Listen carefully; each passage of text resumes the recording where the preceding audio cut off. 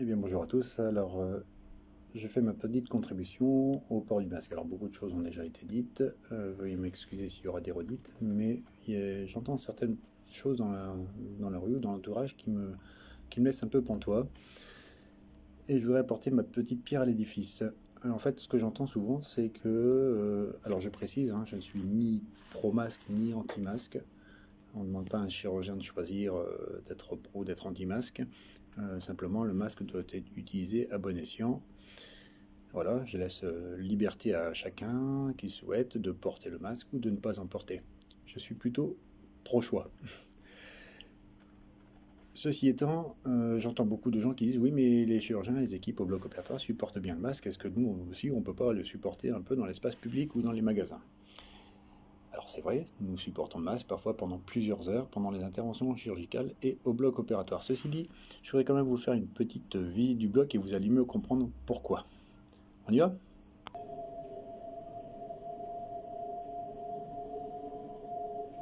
Au passage, vous voyez cette petite affiche qui montre bien que si vous êtes malade, portez un masque chirurgical jetable. Si vous êtes malade. Ça va? Jusqu'à présent, c'est facile à suivre? On continue. Au vestiaire, on se change complètement. Tenue bloc, sabots, calot. Alors normalement, il y a des masques, mais là, on les met en protection, sous clé, parce que sinon, on se les fait voler. Merci la panique. Sérum hydroalcoolique avant de prendre le masque.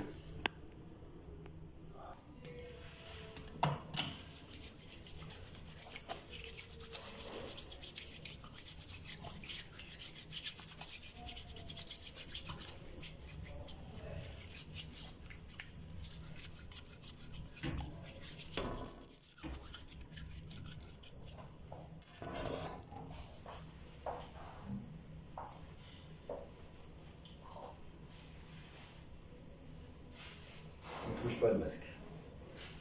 On touche les lanières.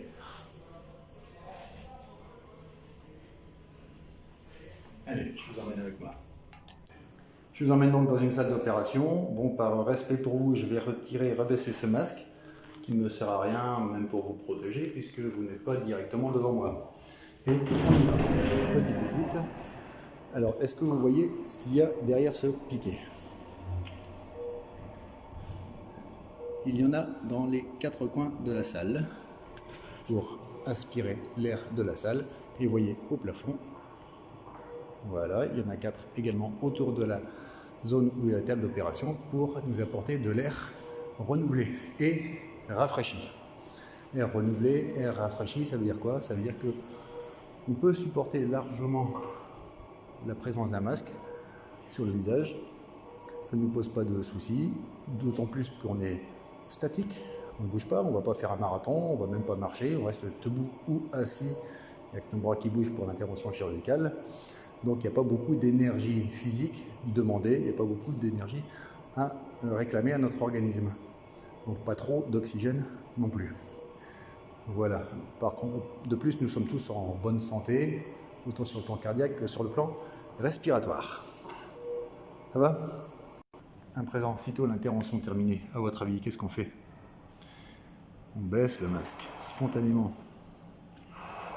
Voilà, on respire et on va dans la salle de repos se prendre un petit verre d'eau. Voilà, pour se désaltérer la gorge. Et tout ça, on le fait spontanément, donc ça veut dire qu'on n'y pense même pas, ça devient pour nous quelque chose de tout à fait naturel. Sachez aussi que ce masque, même s'il n'est pas certain qu'il soit efficace pour lutter contre les infections de site opératoire, donc les infections nosocomiales liées directement à l'opération, nous permettent aussi, nous chirurgiens, d'éviter d'être souillés par des projections de sang, de matière, d'humeur, etc., qui sortent directement du champ opératoire. Voilà. En aucun cas, ça n'a jamais permis d'empêcher une diffusion bactérienne ou virale. Je dis bactérienne, effectivement, à bon plein escient, parce que si vous trouvez une étude qui montre que le port du masque au bloc opératoire permet de limiter les infections de site opératoire, bah dites-le moi, merci. Ensuite, qu'est-ce qu'on fait? Eh bien, ce masque, on l'enlève et ça part dans les déchets, l'ordure ménagère. Tout simplement, Covid ou pas Covid, ça part en ordure ménagère habituelle. Voilà, j'espère que cette petite visite vous a plu. Un petit mot pour ceux qui pensent que le masque les protège eux. Allez sur votre moteur de recherche préféré, tapez virologie laboratoire, regardez quelques images.